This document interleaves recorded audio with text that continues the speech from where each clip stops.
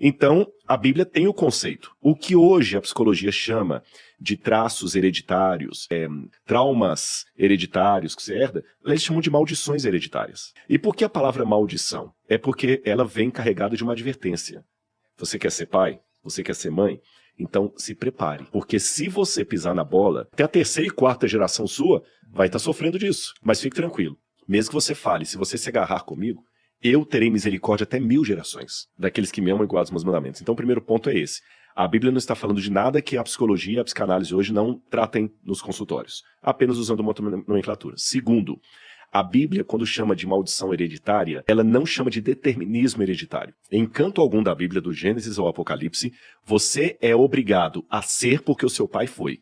O fato do seu pai ter sido pode lhe dar uma predisposição para certas coisas, mas não uma determinação para certas coisas. Aqui eu tenho que até fazer um esclarecimento para ser honesto com o meu público. Há alguns que seguem uma teologia calvinista, dizendo que Deus predetermina tudo. Então, na verdade, não existe o livre-arbítrio. Ou que é Deus que determinou se eu vou ser salvo, se não for. Eu não concordo com essa linha.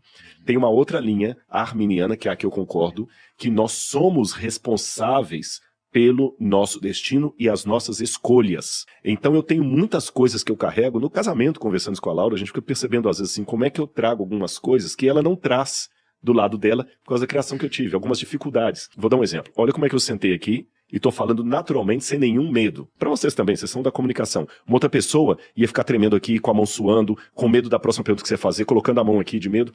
Ou seja, cada um tem a sua facilidade ou a sua dificuldade de acordo com o que ele recebeu. Mas eu posso sim decidir o que eu vou fazer disso ou não. Então, repito, seus pais podem passar para você tendências, não determinismo. Então, uma dica que eu dou para tratar com maldições hereditárias. Primeiro, conheça-as. Uma coisa legal que você pode fazer em casa é conhecer a árvore genealógica da sua família. Não estou falando pegar aquele programa para descobrir o brasão da família, não, eu sou da família Rebouças e tal. Não é isso que eu estou falando, não.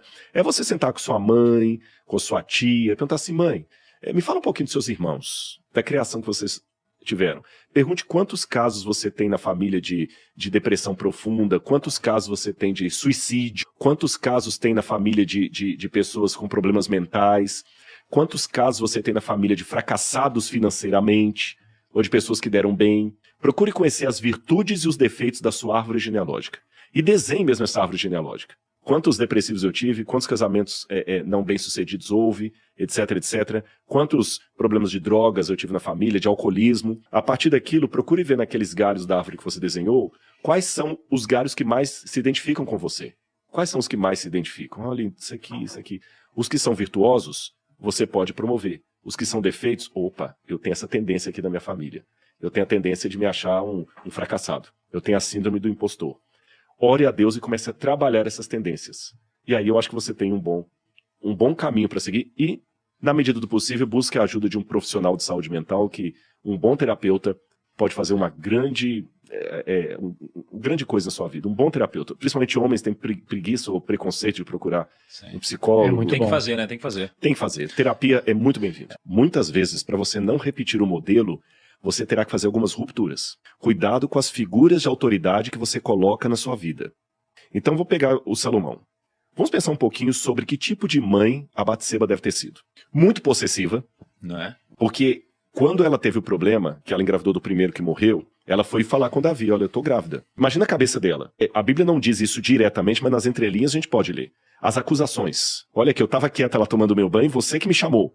Não, você que me seduziu. Esse DR deve ter tido entre ela e Davi. Perdeu o filho. Ela deve ter virado para Davi e falou assim, por sua culpa, meu menino morreu. Não, foi por sua culpa. Quando Salomão nasceu, a tendência psicológica, tô falando tendência, não é um determinante porque eu não tô com a bola de cristal aqui para saber os detalhes dessa história, mas a tendência é, às vezes, quando a mãe perde um bebê, e pelo que tudo indica, o outro era o primeiro filho de Batseba, ela não tinha filho com Urias, então a mulher perde o bebê.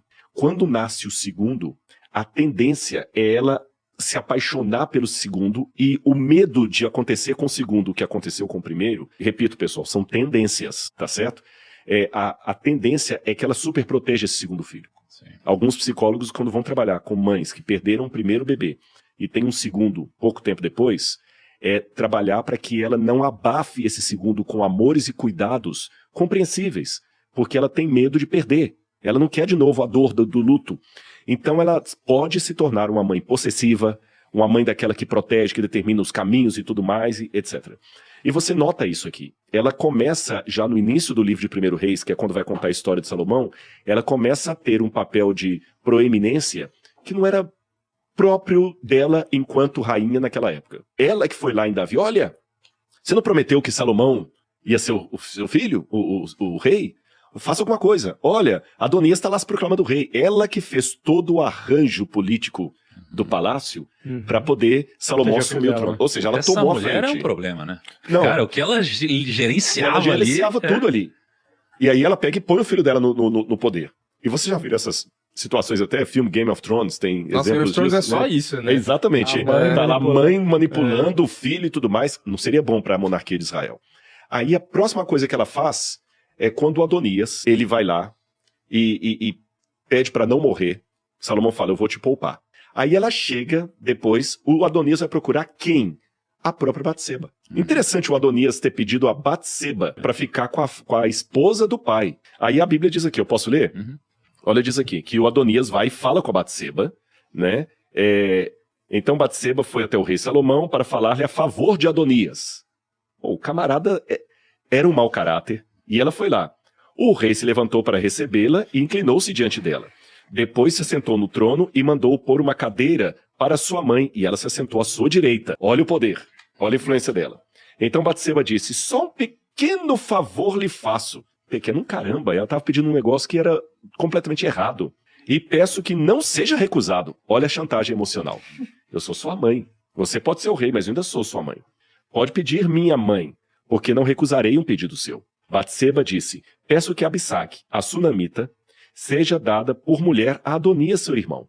O que ela estava pedindo era a sentença de morte do próprio Salomão. Porque, em primeiro lugar, se Salomão permitisse aquele casamento, ele estaria indo contra as leis de Moisés. Deus falou que o incesto era abominação ao Senhor. Está lá nas leis do Moisés, Levítico. Um homem, Deuteronômio melhor dizendo, um homem não pode ter por mulher a esposa do seu pai, mesmo que o seu pai tenha morrido. Você não pode se casar com a viúva do seu pai. Isso é incesto. Se eu não me engano, acho que até no Código Penal brasileiro é um tipo de relação também que não é aceitável. Você não pode casar com a viúva do seu pai, mesmo que ela não seja sua mãe. Se eu não me engano, mesmo no Código brasileiro, isso também é considerado incesto. Você não pode casar com uma ex-sogra, porque não existe ex-sogra. Então, parece que são relações... Alguém coloca aí como é que é no Código Nacional Brasileiro, mas se eu não me engano é assim mesmo. Você não pode. Então ele não pode, é incesto. É incesto, ela é a mulher do seu pai. Segundo, sendo ela uma mulher do seu pai, ela era uma candidata também à rainha. Então ela era concorrente de quem? Salomão. De Salomão e da própria Batseba. Então, deixa Adonias casar com ela, infrinja a lei de Deus, coloque o seu reino sob risco e a sua relação com Deus. Aí Salomão, nessa mesma hora, vira para a mãe dele e fala o seguinte, por que a senhora pede a Abisag, a sunamita, para Adonias? Peça também para ele o reino, porque é meu irmão mais velho, sim. Para ele também o sacerdote Abiatar e a Joabe, filho de Jerua. E o rei Salomão jurou pelo Senhor, dizendo, que Deus me castigue se Adonias não falou essa palavra contra a sua própria vida. Olha, mãe, só desculpa. Ele não só não atendeu a mãe dele, como a repreendeu e a colocou no lugar dela. E embora a Bíblia diga que nós devemos honrar pai e mãe, a Bíblia coloca limites nisso. Se você traz a sua mãe para dentro do seu casamento, para ela começar a determinar como é que a sua esposa tem que te tratar, começa a determinar como é que você tem que criar os seus filhos, você já a tirou do papel de mãe para colocá-la no mesmo papel que a Batseba queria entrar na vida de Salomão. A rainha, a esposa quase. O fato dela sentar do lado dele, quem sentava ali seria a esposa dele. Isso é uma questão psicológica também. Não é a mãe que senta do lado do trono do rei, é a esposa. Tem uma semiótica. Como ele não tinha nenhuma esposa ainda, a semiótica, ela vai e assume esse papel. Daqui a pouco ela ia escolher a esposa para o filho, ela ia escolher isso. Então, para quebrar as maldições hereditárias, entre as coisas que nós falamos, você também tem que desautorizar algumas figuras de autoridade que você coloca na sua vida. Sabe? Porque às vezes, não estou falando que seu pai e sua mãe são ruins, mas às vezes, pelo problema mal resolvido dele, ele vai castrar você. Tem mãe, às vezes, que não aceita perder o filho para outra mulher. O filho assume aquela castração psicológica que a mãe fez e ele não consegue se dar bem com mulher nenhuma. Porque eu tinha um amigo meu, já falecido, inclusive, que ele tinha uma história interessante. A mãe dele, ela sempre que ele arrumava uma namorada, ela passava mal. Passava mal. E quanto mais certo fosse dando o casamento, ela ia pro hospital, a pressão dela subia, uma série de coisas. Olha. Ele só conseguiu se casar com uma que a mãe arranjou pra ele, que ele não gostava da menina e que era igualzinho à mãe. E ele foi infeliz. Mas toda vez que ele arrumava uma namorada, a mãe passava mal. E ele morava com ela, já tava passando dos 40 anos, não conseguia casar por causa disso. Não.